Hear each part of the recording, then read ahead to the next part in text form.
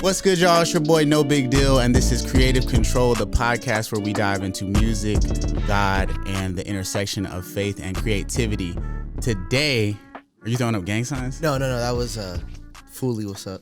It looked like gang sign, but today we can waste no time because we have Aklesso with us. What's good? All the way from Miami. It's like I fat. You know what I'm saying? What's that? It means what's up in Creole. Okay. I'm Haitian. So you're multilingual. Multilingual black man. If two things describe you, it's multilingual and black man. Amen. We also have a lot of people in the studio today, so there might be some shenanigans, but Shout out my people. you know what I'm saying? All right, so for the Creative Control fan base, how did we meet? I don't even think you remember me when we met. I definitely don't. Because you were famous. Well, that's not why. It's just I have a bad memory. Right.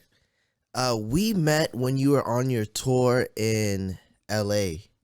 Which tour? Dang, it's been a lot, huh? Well, all right.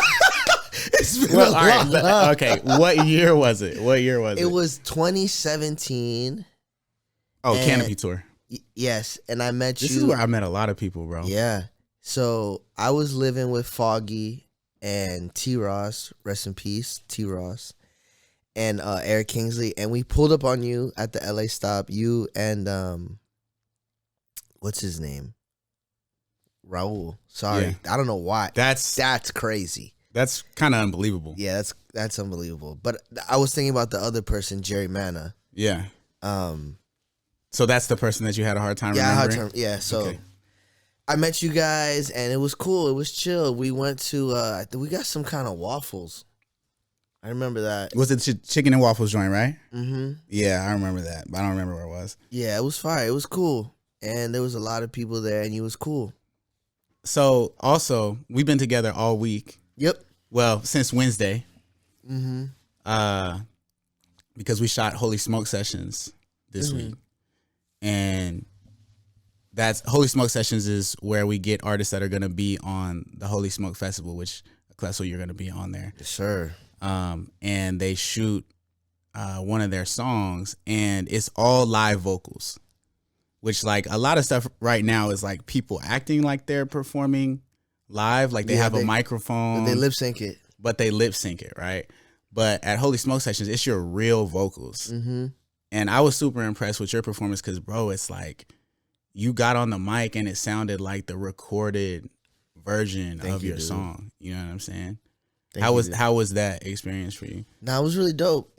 I was actually really blown away of how clear everything was, because I'm like, dang, like these vocals not gonna, like the speaker's not gonna bleed into the vocals. Like we're not using headphones. But when you play it back, it's like, oh, wow, this joint sounds so clear, so good. And even the video quality of, like, looking at it, like, looked really fire. And then just the air we were in, the setting, the background, like, man, everything you do is top tier, bro. It was fire. Man, shout out to Team Aramis. Aramis went crazy. Aramis went crazy on the audio. Garrett and Mowgli on the video. Yep. Shout out Forts, man, Jacob Henley for letting us use the space. Facts, man. Shout out Jacob. Yeah, but bro, big shout out to you because, like I said, man, I was telling you last night, but it's like, I'm fans of all of my friends, but it's different when you see it live, bro. It's just like this isn't like some studio magic or anything. Like this is actually like you operating in your gifting, you know. And it was like really fire. Thank you. To see, you know. Thank you. So for your festival set, are you doing anything new? Oh yeah, my goal is, I mean, I'm in a situation right now where I'm kind of pausing on the music because I'm waiting on something to figure out. But once that's figured out, my goal is to drop, obviously, the album before October, but before then there will be like singles leading up to it. So I want to do a lot of new music. I gotta do Klansman because people go crazy to that. But yeah, you know, Klansman. So that song, when did you put that out? 2020. 2020. But I had that song for a minute. I was gonna say, bro, 2020 is not the first time I heard that song. Yeah, I would perform it even without it. I had that song since like maybe 2019. Yeah. Or maybe 20. You played it at the Rapzilla joint at A3C. Oh, catch. Good catch. At A3C, right? You played it? I played at A3C. And that was like, bro, I feel like that's when we really, really connected. That's when we locked in was like A3C. Yo, that actually A3C was kind of wild. Yeah. Because of the alleged shooting that we were a part of. What? You weren't with me? With Sam and Caleb, and we all had to duck. No, and we was bro. Oh, bro, I got to tell you this story. A shooting at A3C? So at the A3C, they had Lil Wayne as a performer. Okay, little is crazy, but yeah. So we were in this place where everybody's going in, and Lil Wayne comes out. The whole place is just like stuffed and packed. And all of a sudden, like I'm standing there, he just starts performing, and I just feel like someone just pushed all of us. And we're just like, yo, what's going on? Someone fighting? And then it's just one push where they like everybody just like panics and then pushes, and all you hear is pop, pop, pop, pop, pop, pop. Bro, what? Everybody's running, screaming. It's like people are getting trampled on. Sam Stan just runs. Just bro, takes of off. all people. Sam Stan runs. We're like, we lose Erin because she's pushed all the way to the other side. Me and Caleb are just all the way in front of the stage. Everybody's ducking. And I'm just like, yo, I gotta clear it. And I'm about to like take off and run. And all of a sudden, Caleb with his giant claw hand goes, we can't be separated. And grabs my shoulder and pulls me back.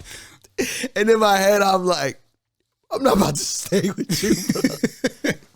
Bro, that could have been it for you, bro. Like, I ain't trying to go like that. And you said if I'm going, you're going too, bro.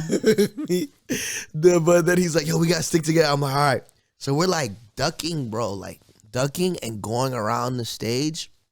And you see people like trying to jump over the barbed wire fence and getting like cut open. And Dang, bro. Bro, so wild. And then I just saw this one guy. We're not going to say what he was, but he just walks. He was white. He just walks in the middle of the chaos with his arms like this, bro. Yeah. Like honestly, you could have just said that and people would have figured it out. Yeah. I'm not gonna lie. Head up with his arms like this, just like as if he's just like, take me.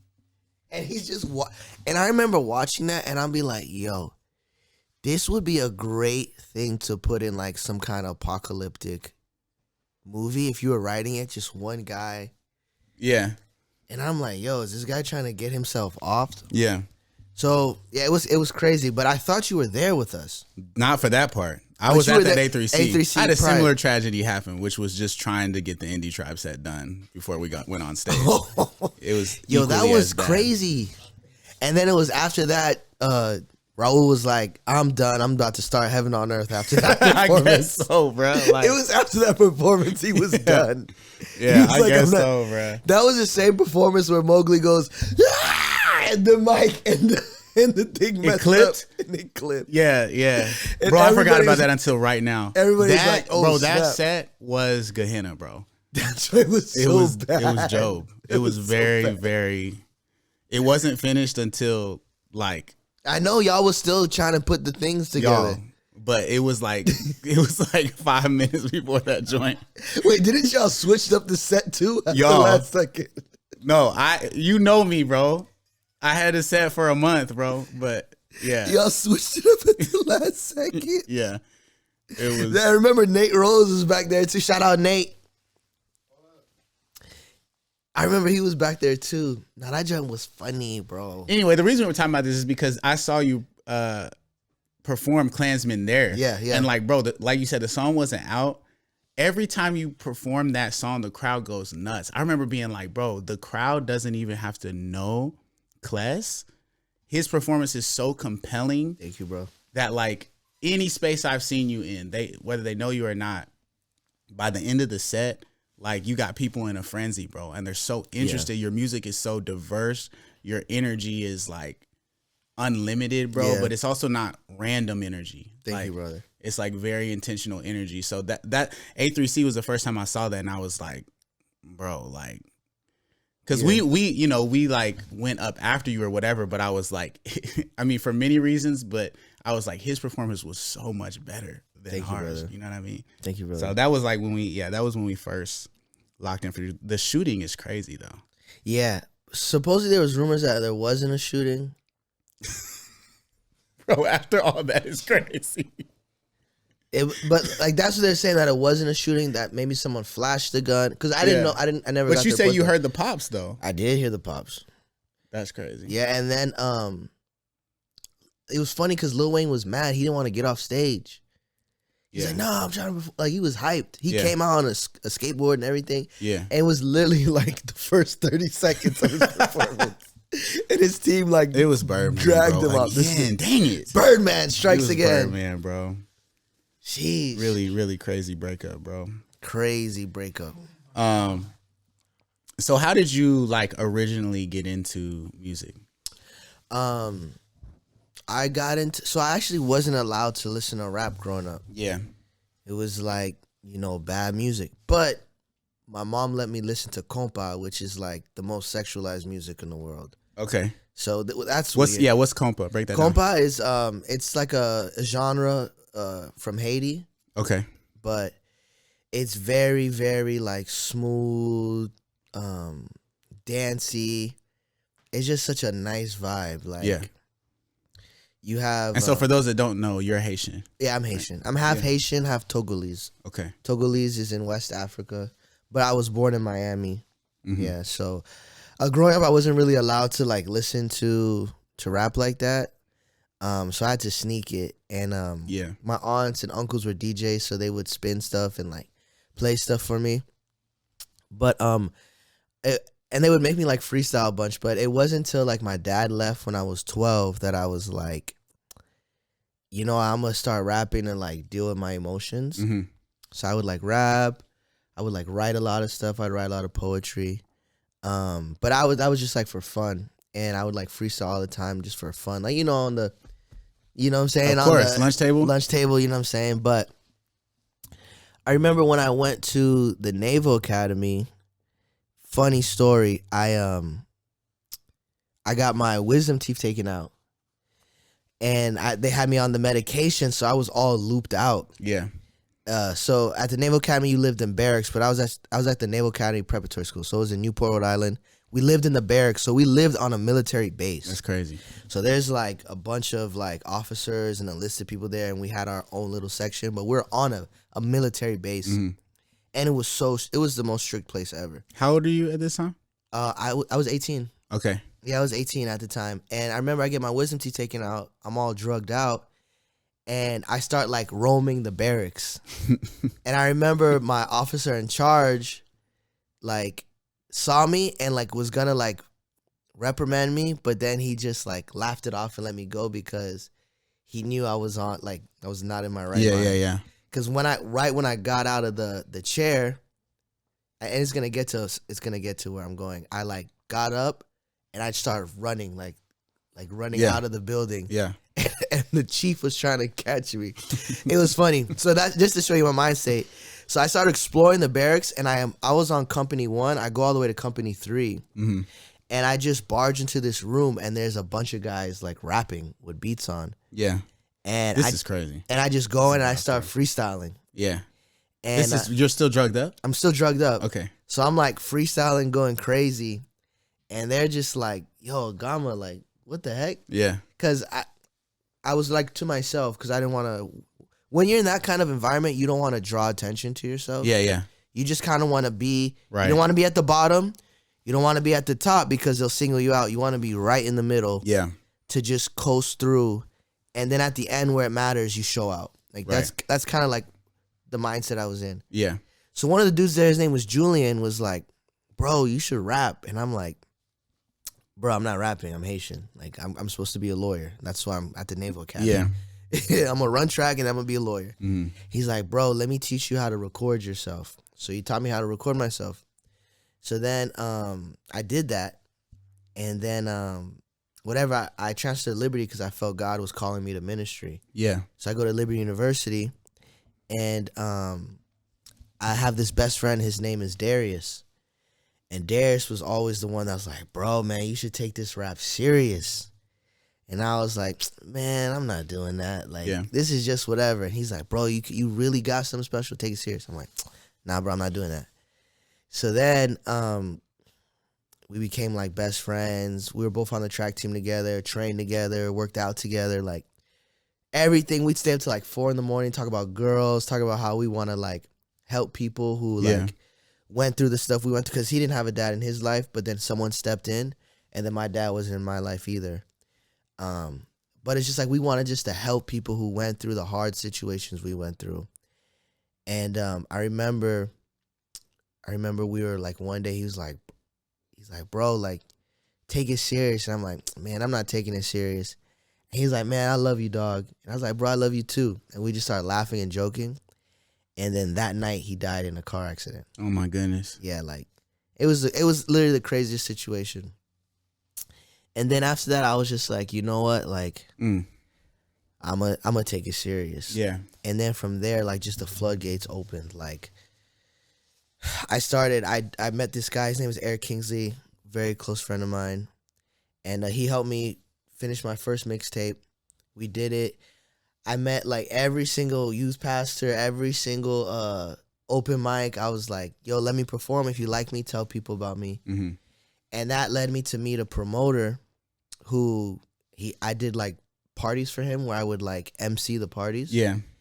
And then he was like, his heart was like, you know, I want to create a thing where I bring like a big secular artist and a big, Christian artist together, and we do a show to bring people. Mm-hmm. So that happened, and he brought B.O.B. Whoa. Yeah, he brought B.O.B. to Lynchburg. He was supposed to be the one. Yeah, he was supposed to be the one. Yep. And Flat then, Earth got him. Yep. So he brought out B.O.B. and he brought out Gavi. Oh, shoot. Yeah, so this was Gavi when he just... Wait, this is the same show? Same show. B.O.B., Gavi? And then CJ King, Humble Tip, and then myself. So I was the opener. Humble Tip. Yeah. Wow. Okay. That man gets to the bag. Let me tell you something. Yeah. Bag chaser. He don't fumble no bag. Don't fumble. Shout out Humble Tip. Shout out Humble Tip, man. This is a crazy show that you're setting up, bro. Yeah. So this is you said a youth pastor? No, this is a promoter. This is a promoter. So this is who like would do parties. Do parties, yeah. And he got B.O.B. And Gavi to headline this party. Yeah. This is incredible. But it wasn't it was a show. Okay. So it was like a big show in Lynchburg, and like the whole city came out. And it was kind of crazy too, because like that whole crowd was not Christian at all. Yeah. And I remember I was like, my mindset was like, you know what, like I know no one here is Christian, but I'm gonna talk my talk. Yeah. So it was me. I had my boy Romar doing background vocals. Shout out Romar. I had Enzo Grand dancing as a background dancer, which is crazy. Wait, hold on, bro. Enzo as a dancer. Enzo was dancing, pop locking, or like I wouldn't say pop locking, but there was some lock in there. Yeah, he was like doing all the. Okay, yeah. To your music, to my music. Okay, bro. Going crazy. Wow. And John one dancer on stage. No, there's like 2 other people. Okay, right. But I don't even know why. I don't know why we thought about it'd be lit if you dance. Yeah. I don't know why we thought that. Yeah. Looking back, that joke was funny. Enzo's a legend, man. On tour, like, he could do so many things, but on tour they ended up calling him Bruno Jupiter, bro. For real. I mean, he plays a bunch of instruments. Crazy producer. Bruno, wait, what'd you say? Yeah, you glossed past it. On tour, they started calling him Bruno Jupiter because that's racist. Well, after the shows were over, like we get on the tour bus and he wanted to get straight to the karaoke, bro. And he was doing the whole thing. He's dancing. He's on his knees, singing. And yeah, man, it was. Yeah, and it was actually the Nigerians. Shout out the Nigerians, Limo, Sam, and Niger boys, and Dami. But it was Limo who called him Bruno Jupiter. Bruno Jupiter. Dang. Yeah. But yeah, it's rough. It's rough. So, Limo, we got to link back up, bro. That was a little rough. I'm not gonna lie to you. So it was me and Bruno Jupiter. Right. And yeah, and then I performed, and then I on stage before I got off, I was like, man,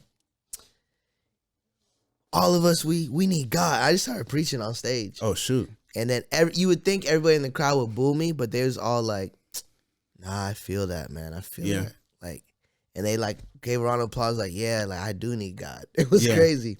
And then as I'm walking on stage, I see Gavi right in front. He's just clapping. And I was like, oh, shoot. And he was like, man, like, you killed that, bro. Like, wow, that was amazing.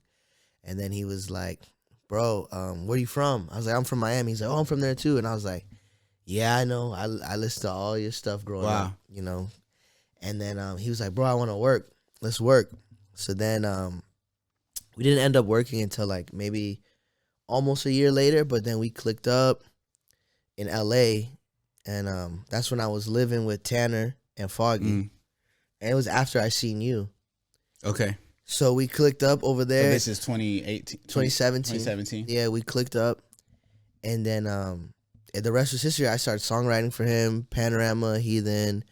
We became like best friends. And yeah, he really helped shift the trajectory of my life. Like, yeah. You know? So yeah, it's crazy. Yeah. Bro, it's you know what's interesting about your story is it sounds like a lot of your creativity, the catalyst for you like really diving into your creative self was tragedy. Yeah. Like you mentioned that your dad leaving is why you started writing poetry and rap in the first place. And then the reason that you decided to actually pursue it for real was because your best friend died and he encouraged you to take this path. Yeah. And I feel like you can hear that in your music. Like it feels like a lot of hope coming from tragedy. Yeah. Would you say that that's something that like you that's carry facts. with you? That's facts. You know, it's interesting. It's like I knew what you just said, how you put it, but hearing you say like, dang, man, your music came because your life sucked. Like, like it's like obviously you didn't say it like that, but it's like, dang, like, yeah, it really did. And I feel like that's why there's a lot of depth to my music, because I'm not rapping because, oh, looking like Kendrick Lamar looks cool, or looking like whoever your favorite, like, oh, what they're doing is cool. It's because like, man, I needed this. I created music for myself, and it just so happens there's people who can relate to it, and it helps them. Like, I'm not creating music to like, oh man, this is really gonna get these people going. Right. It's like, now this comes from deep pain, but also a deep understanding that there's joy in the morning. Right. Through the sorrow. So yeah, it's interesting hearing you put it like that. Yeah. Yeah, that's why this new music I have is so rich, because I feel like it's really the culmination of all that. Like, I really dive into in my psyche about how I felt when my dad left. Like, I really dive in. Like I there was a point in my life where I was like, man, if I see that dude, I'm gonna smoke him. Yeah. Like that was like, I'm gonna smoke him. Cause it's just like, what followed suit after my dad leaving was like, my mom she was a lawyer. And what age did your dad leave? 12. Okay, so it was at 12. I was 12, yeah. Okay. I was 12. And it was crazy thing was, it was 4 days before my baby sister, she's not baby no more, but baby sister's birthday. Wow. Yeah, I remember like yesterday, like the day, like before she was born, no, or just before her birthday. Oh, okay. So I remember, she was turning 8. I remember like he walked up to me in a suitcase. My mom is standing at the door like this, and he walks up to me in a suitcase, and he's like, "Yo, I'll be back in 2 weeks." Wow, he really did the 2. You know, wow. Yeah, I'll be back in 2 weeks. And 2 weeks turned to a month, 2 months, a year, 2 years, 5 years, 17 years. Dang, bro. Yeah, which is kind of nuts. And what's interesting about that story, because as I got older, I've like gained more information about it. And it's kind of crazy. So my mom was very wealthy because she was an immigration lawyer. You know, there's a lot of immigrants. in Miami. So my dad isn't, when I think about my dad, he's like a pursuit of happiness dad. Oh, I got this crazy idea. Oh, I'm about to, you know what I'm saying? Oh, this is about to, Yeah. And he's like that dad, and then the Fresh Prince of Bel-Air's dad, like, oh man, I got Will's actual dad. Yeah, in the movie. Yeah. In the show. Right. I'm saying. Yeah. And he's like, man, I got this. Not the successful uncle. Yeah, not Uncle Phil. Not Will's Uncle Phil. real dad. Yeah. And he's like, oh man, I promise this is how it's gonna be. That's him, you know. So, I remember he had this idea of like, oh, I'm about to buy these diamonds. I got these diamonds. There's this guy who has access to a diamond mine in Africa, and I'm gonna get these diamonds and resell it, and I'm gonna make the millions. Mm-hmm. But then, like, if you really look at it, it's like my mom was already up M's. That's how wealthy we were. Yeah, wow. She was already up M's. It's Wow. like why are you trying to do all this stuff to try and, like, it's like he was looking at your wife and being like intimidated. Yeah. You're intimidated by your spouse, like, she get into that bag, like, I'm a man, I gotta get to that bag too. It's just like, bro, just be a dad. Right. Like, no one cares about that. Yeah. Yo, you trying to cap. do. So he's like, man, I'm about to get these M's.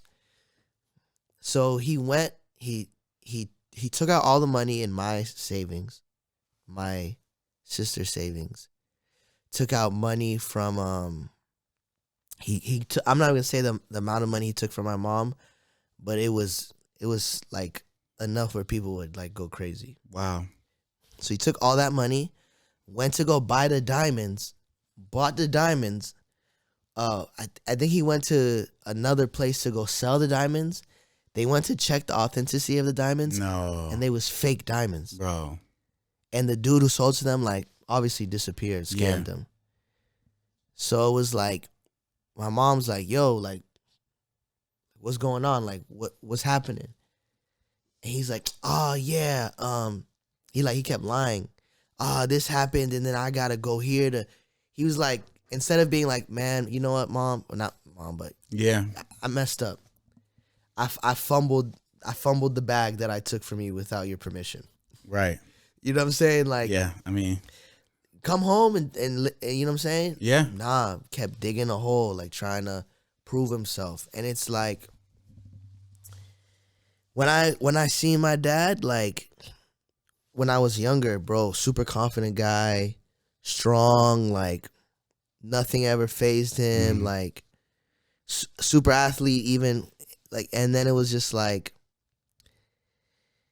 man, just by himself. So actually, my dad came back in my life this year, and when I seen him for the first time, it's crazy because I had a writing camp, and I found out he was coming, and when I seen him for the first time, bro, I saw this dude that looked pitiful. Yeah. That's the nicest way to put it. So the first time that you saw him in 17 years in person was at your writing camp? No, it was at I had a writing camp already scheduled, so I was doing it, but then I went to go see him. Oh, okay. Yeah, because there was like a family emergency, and pretty much my youngest sister was like, here's a plane ticket, get on it. Yeah. Because this is what's about to happen. Right. So I didn't think he was going to get on the plane, and he got on the plane. Wow. And then when I seen him, bro, he looked pitiful. He was super skinny.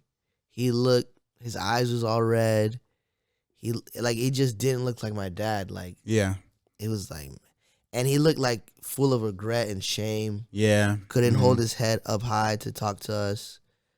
I was like, yo, who is this guy? And it's like, sometimes I think like, man, we had it so bad, because we did. We went from like silver spoon to food stamps, bro. Man. There was like, so the deal went that bad. Like, oh, it was bad. Like, because after that, what happened was my mom, who was a lawyer, her partner committed fraud, and my mom almost went to prison because of it. Wow. Yeah. Even though she had no knowing of what was going on. Yeah. But that's your partner. So she lost her law license. So we went from a lot of money to no. Bro, that's a crazy story. Like, you don't hear that a lot. Like, y'all, so you started out, like, the beginning of your childhood was, like, affluent. And then into poverty. Into extreme poverty. There'd be, like, months where there'd be no electricity in the house. This is nuts, bro. No running water, no electricity. That is nuts, bro. Yeah, it was bad. Yeah. But my mom never let us go hungry. Yeah. Ever. Even if she didn't eat, she made sure we ate. Mm-hmm. Yeah, we never went hungry, ever. And obviously I'm here now. She did a great job. Yeah. You know, so it was nuts. Like, and what was even crazier is, like, I had forgiven him. Well, I thought I'd forgiven him and made peace. Like, yo, I'm never seeing this man ever again. Yeah. And then when he came back, it was just like, I'm still tight. Like, yeah. I'm still tight at this man. Right. And it was wild because it's like he came back. My dad came back right when I'm about to be a dad. Yeah. So that just made everything weirder. Like, yo, God, what are you doing? Mm-hmm. Like, and honestly, like, I would never understand the ways, like the ways of God. Like, you know what I'm saying? Obviously, I understand. Well, you know what I'm trying to say. Like, the ways of God, like what he teaches us in scriptures, but like the timing of how he does things. Like, he works in mysterious ways. I will never understand that. It's like, yo, I already made peace with this. Yeah. Like, why are you bringing this man back? Yeah. And yeah, it's really insane. Like, I'm still trying to figure out. But one thing I know is, like, every time I look at my son, is like, I'm not leaving this man. Yeah. I'm not, like, even now, I'm like, can't wait to get home to, like, be with my wife and my son Adonias. You know what I mean? Because it's like, bro, no sleep, but it's the best no sleep ever. You know what I mean? Like, holding it, I'm just like, bro, how can you leave this? Yeah. How can you leave this? Like, yeah, like, I was really wilding out without a dad. Like, it was only by the grace of God that every time I was really about to go up the deep end, he would send some basketball coach. Yeah. Some counselor, some youth pastor to be like, yo, Aklesso, how about you? Da-da-da. You know what I mean? Yeah. Like, and looking back, like, you can see his hand and all that. In all of it. All of it.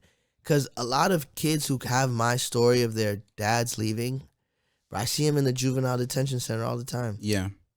Like, Y&W Melly went through that whole thing. Yeah. And the kids who I talked to in the juvenile detention center, they worship that kid. Right. Yeah, Y&W Melly, like, he was, and it's like, we all had the same experience, except I went right, they went left, you know? Mm-hmm. It's nuts. Do you think that creativity played a part in, like, giving you an outlet for some of those? Yeah. That and sports. Yeah. I was a monster at sports. Yeah, I'm not going to. When I was 5'7", in 9th grade, I could dunk a basketball. That's crazy. Like, I was a monster. Those of us who know you, though, that makes sense. Like, people are hearing that probably like, cap, but, like, yeah, you got to know him in person to know that this makes sense. Yeah, man, I was a freak athlete. Like, when I was 15, I could long jump 23 feet. I could run and jump. You're going to have to break that down for the audience, how that's impressive, because what's a normal long jump? Like, the average person, like, if you just take a regular person, they could probably jump like 14 feet. Yeah. If they ran, I mean, the average person who... Like an athletic person. The average athletic person. Yeah. 14, 15 feet. Yeah. And that's 23, a stretch. Yeah, I jumped 23 feet. Yeah. Yeah, like, just to put in perspective, the world record is like 29 and some change. Crazy. I did that at 15. Yeah. You know what I mean? Like, I triple jumped at 15, 44 feet, 10 inches. Crazy. You know what I mean? So it's like, I was a freak athlete. Athlete. Until I tore my ACL. I was still a freak athlete after the ACL, but athletics was my way out. I tore my ACL, and I felt like my whole world crashed. And that actually is what pushed me to go to find Jesus. Because my whole identity was, I have nothing. Track is my everything. This is how I'm going to make it out. This is how I'm going to provide for my family. This is how I'm going to get a degree. And at the time, I was getting looked at. I was getting like FSU, UF, like big schools. Because how it works is once you do a certain mark at a certain age, all of the big colleges send you interest letters, whatever. So then after that, like after I tore my ACL, it was wraps. Mm-hmm. It was wraps. So, but you tore your ACL and then got the D1 track scholarship? Yes. So what happened was, it was a while after. That's nuts, bro. Yeah. So I was able to come back from it. So I didn't have insurance. I tore my ACL. I didn't have insurance. Yeah. So I couldn't get the surgery because we couldn't afford it. Because at the time we still didn't have lights in the house. Crazy. So my mom, she like, I think it was like Medicaid or whatever, Obamacare. And I got the surgery at the doctor. He did my surgery. And all the colleges dropped me. And I missed my entire junior year. And junior year is when you get your scholarship. Yeah. Mm-hmm. And I missed my junior year. So I came back senior year, was the state champ in the long and triple jump. And I got offers from Liberty University and the Naval Academy. Mm-hmm. I went to the Naval Academy because there's like a lot of pressure on you. If you go to the Naval Academy, your life is set. Mm-hmm. Like any job you want, any opportunity you want, like you're good. Like there's like a lot of senators and I think maybe a president or so that went to the Naval Academy. It's funny, Killmonger in like the movie Black Panther, he came from the Naval Academy. So it's just like how prestigious it is. It's like the Harvard. It's like as prestigious as like Harvard. Yeah. So I went there and I was like, man, this is not for me. Yeah. Not the military stuff. I liked it. I enjoyed it. I excelled at it. But I was just like, God, I feel like you're calling me to ministry. And he's right. Even though I don't think rap is ministry. Yeah. Even though a lot of people like spinning it that way. You don't think it can be at all, or you don't approach it that way? I don't approach it that way. Like, yeah. Okay, let's talk about it. Yeah, let's talk about it. A lot of rappers are saying, yo, rap is my ministry, but don't go to church. Like, they don't serve in any capacity at church. Yeah. Oh, you're saying they themselves don't go to church. Yeah. It's like they use that as like, oh, no, this is it. But they're not. And I'm going to be judgy. Yeah. Because it bothers me. It's like, tell the truth. You claim this rap is your ministry, but you just hop on a stage and talk to people, but you're not like touching people. Yeah. You're not discipling people. Yeah. You're not pouring into people on a personal level. Like what is that? Like you don't see that in scriptures. Right. You don't. Like you see Paul actually being with people and teaching them. You see these people teaching them, like active hands. It's like this, oh man, well, I'm doing all this, so I'm above it. Yeah. I'm a celebrity. I'm above it. Right. You're not above anything. You're not above God. Yeah. So to me, it bothers me when people view their art as ministry, because it's not. It could help people. Yeah. It could minister to some people, the stuff you're saying, but that's not your ministry. Yeah. Like, go help people. Go disciple people. Go talk to people. Go serve somebody. Stop trying to be served all the time. Like, it's just weird to me. And on the other side, when people say, oh, that's his ministry, come do this for free. Yeah. Oh, that's your ministry, man. Like, right. You don't need the sound to sound good, or you don't need your craft to be good, because you're just ministering. Yeah. You don't need all that. Right. And it's like, no, this is my art and this is my profession. There needs to be a level of excellence on how the people who are spending money to interact with the art. There's a standard that I hold my art to. Right. And I want people to receive my art to, that they're paying for. So it's like, on both ends, it's weird. Yeah. Like, respect me just the same way you would respect another profession. Yeah. Another business, or how you would want your business to be respected. Right.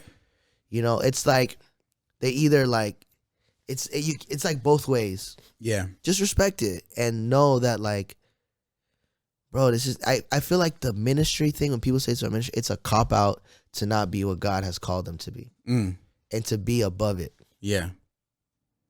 I don't know if someone can prove me wrong with that. Yeah. Yeah, no, I agree with you. I mean, I think so I'm on the same wavelength as you. I don't believe mine is a ministry. Like, I don't believe this is my ministry. My music is my art, it's my profession. I do believe that it helps people. I endeavor for it to help people. And like, I like how you made the distinction of like, it can minister to people, minister meaning serve. Like, my music can serve people, but then to wrap this whole thing up as this is my ministry, meaning this is my service to the body and to humanity in the name of Jesus is this, and therefore I can opt out of the traditional biblical way of ministry, which is walking with people, doing life with people, sacrificing. And that's the thing, is like, if your sacrifice is like, if your sacrifice has been, I'm in the studio late nights and I'm on the road, and bro, that's like our lives are supposed to be marked by sacrifice, right? As Christians, our master's life was marked by sacrifice. So your ministry would be marked by sacrifice because his ministry was marked by sacrifice. Therefore, if your ministry, the whole of your ministry is music, what sacrifice are you making that doesn't go directly back to building up your platform? You know what I mean? That's not a sacrifice. You're just putting in what you're getting out. Sacrifice, you're losing something. Sacrifice hurts. You know what I mean? Like, so yeah, I'm with that.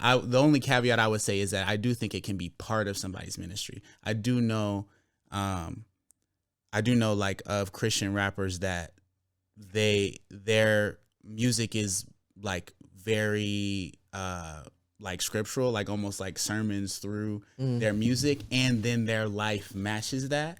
And I would say that their music is part of their ministry. So it's not A, it's B. So it's like, what you're saying is, my music isn't that important. This is that what you're trying to say? I'm saying that I think what you're discussing is people who say, my ministry is music. Therefore, the rest of my life, I don't have to opt into serving the poor. I don't have to opt into discipleship with people. I don't have to serve the body, like through tangible means, with my body, with my time, with my money, with my talents, through sacrifice.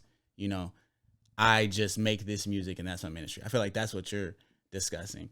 What I'm making a provision for is people who they do those things. Like they're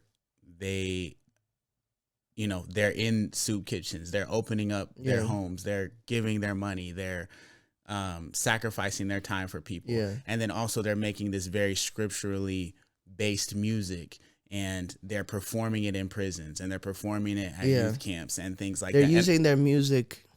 Yeah, I get what you're saying. I'm saying that's part of their ministry. Yeah. You know what I mean? But it's not primary. It's not primary, and it's not the totality of their ministry. Yeah, 100%. Yeah.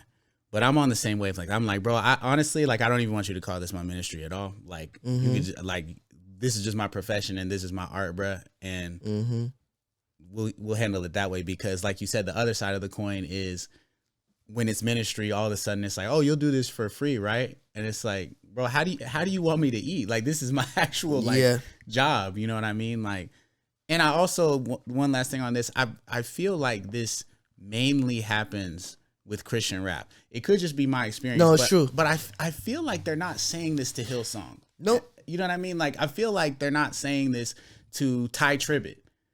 You know what I mean? Like, nope. It seems to really be heavy on the Christian rap that this is just ministry and for the kids. Yeah. Yeah. Like, they little bro us. You know what I'm saying? Bro us. But anyway, that's just yeah.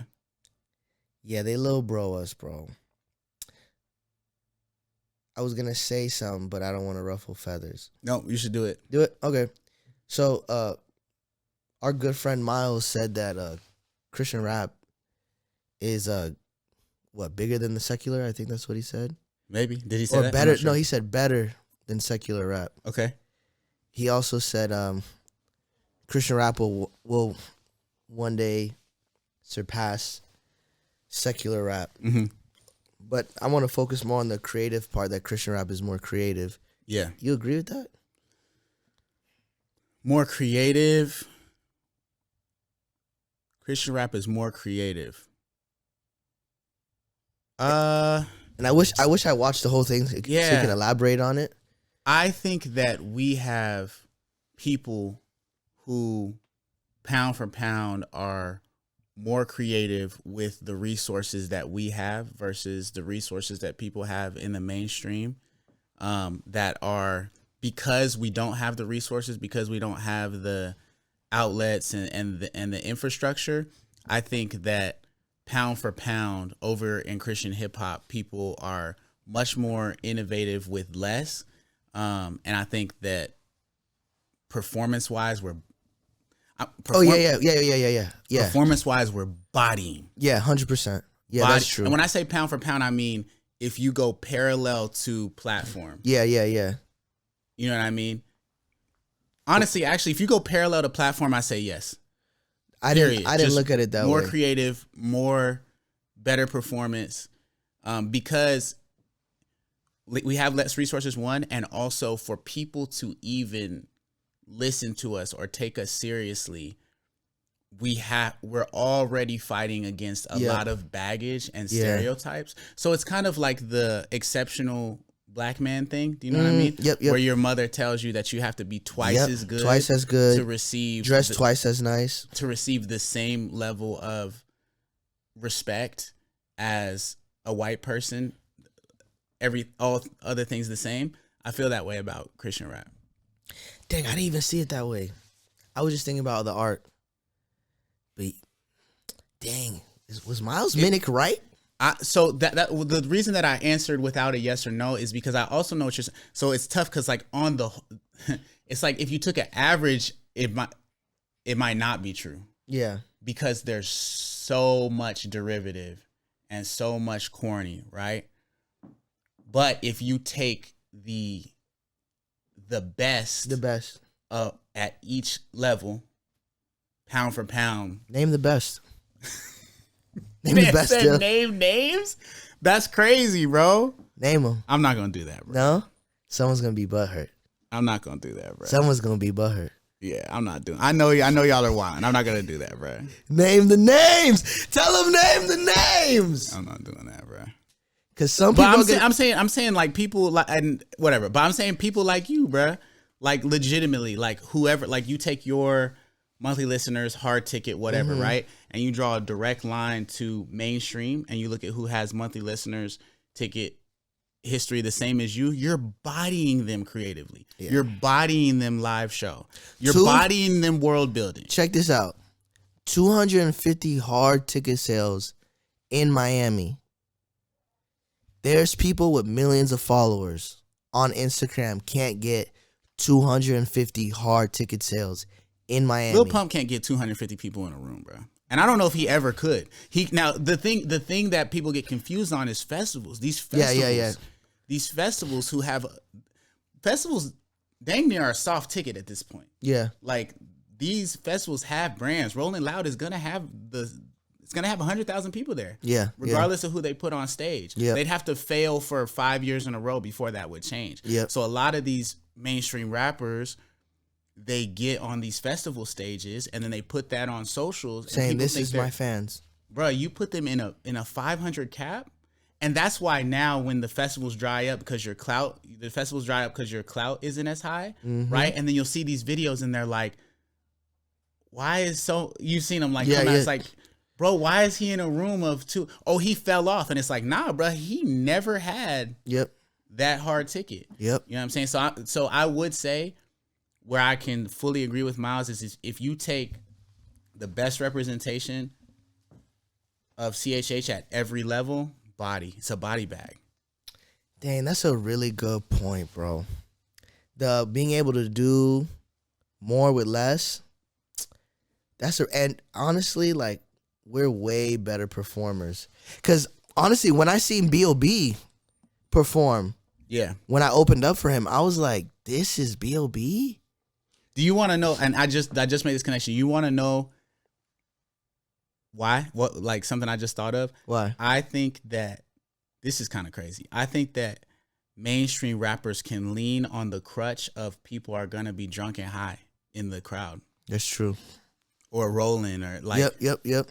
That's a built-in crutch. It's like, in comedy, like one of my favorite arts, like stand-up comedy, like there's a big difference if people can't drink. And that's why they have 2 drink minimums and everything, right? Now think about that for something like Rolling Loud. Yeah. Like, bro, everybody's on everything. You can stand up there and just play the music. These people are in Andromeda, bro. They're like in another galaxy. Like, It sounds incredible. They're feeling the music. You know what I mean? Yeah. Like, so, but we don't have that luxury. You have to be excellent. You know what I'm saying? That's why, like, I posted that video on Twitter. It's like, this is our fans sober. They're sober, and this is like how they're acting, but that's because of the world that we bring them into through our music and live performance. So yeah, bro, I'm gonna go ahead and say that Miles is right, bro.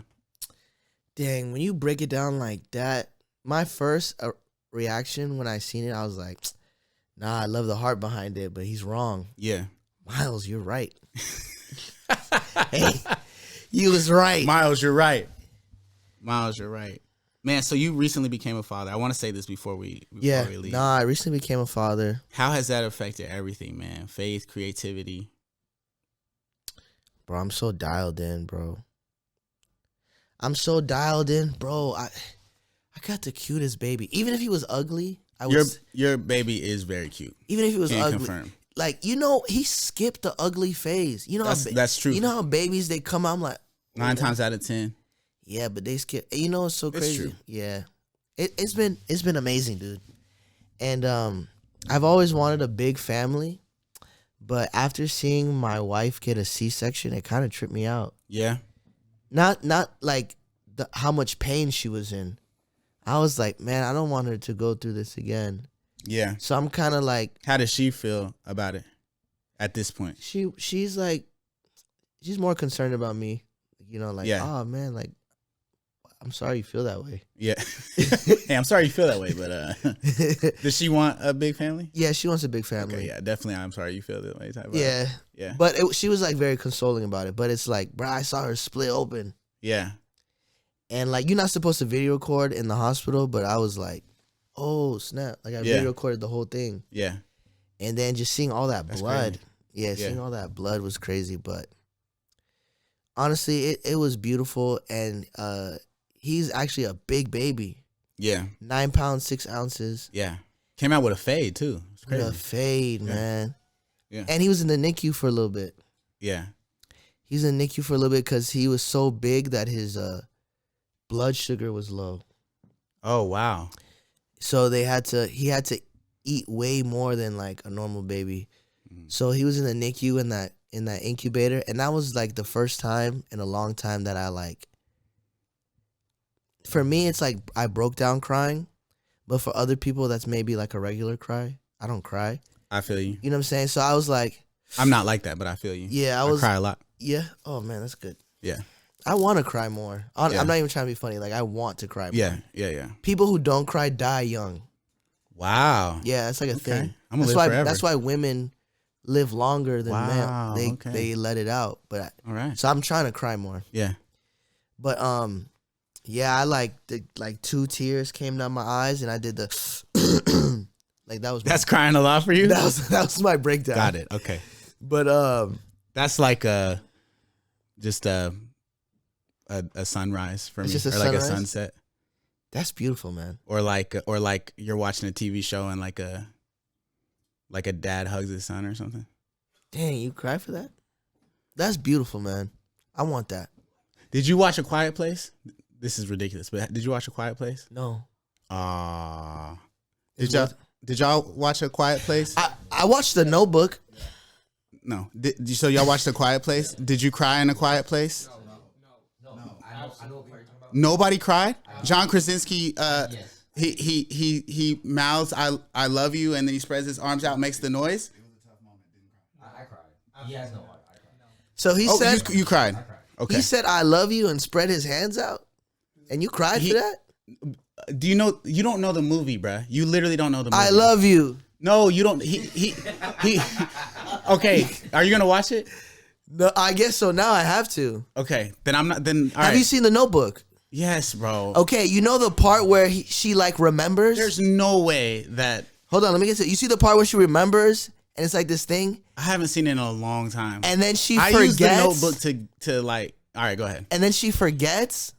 That was the funniest thing on any movie I've ever seen in my life. Funny? I was dying of laughter. That was the okay. Dying. That went a completely different way than I thought it was gonna I go. thought it was so funny. All right. I know we have a little bit of time left, but can I tell you the meaning of my son's name? Yes, please. So his name is Adonias. Yeah. It's not Adonis, even though people say it's not. It's Adonias. It's definitely not Adonis, no matter what. Mm-hmm. And it means the one who sees God.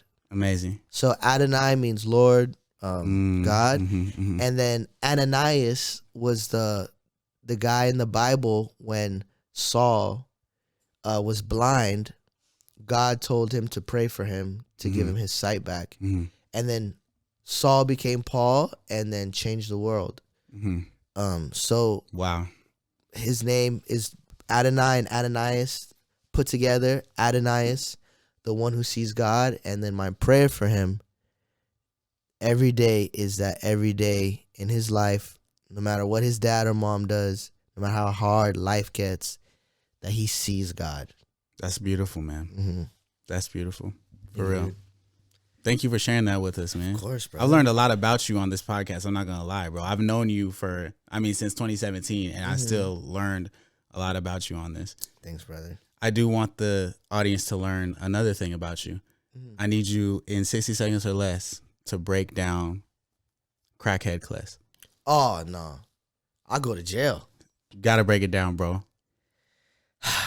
If it's too bad, we'll edit it out, but just go. Just freestyle it, bro. Crackhead Kless, they need to know. Well, Crackhead Kless kind of went away after I got married. That's true.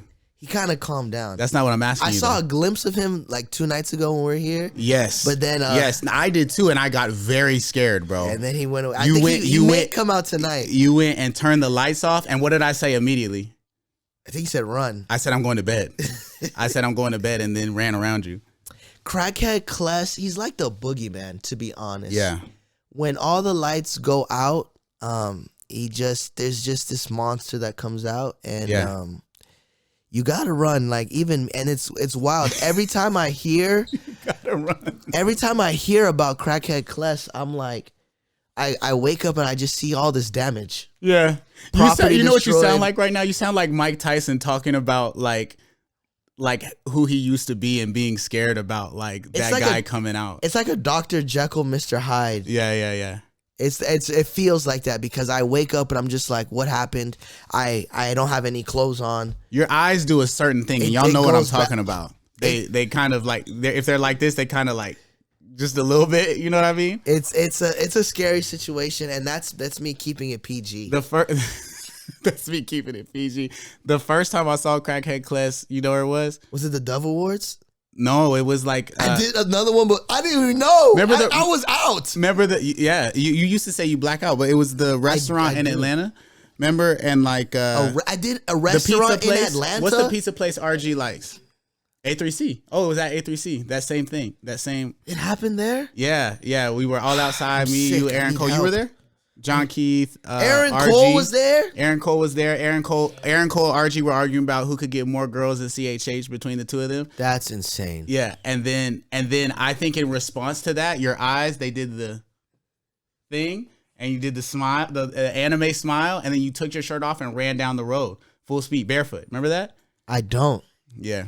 Well, I remember the Dove Awards that happened, but I don't want to tell the story because I want to be invited to the Dove Awards. All right, we're getting to wrap it up, so we got to enter the control room. This is control room is where I just rapid fire questions, and you got to answer the first thing that comes to mind. Let's go. Right? I'm gonna look at the camera when you ask me.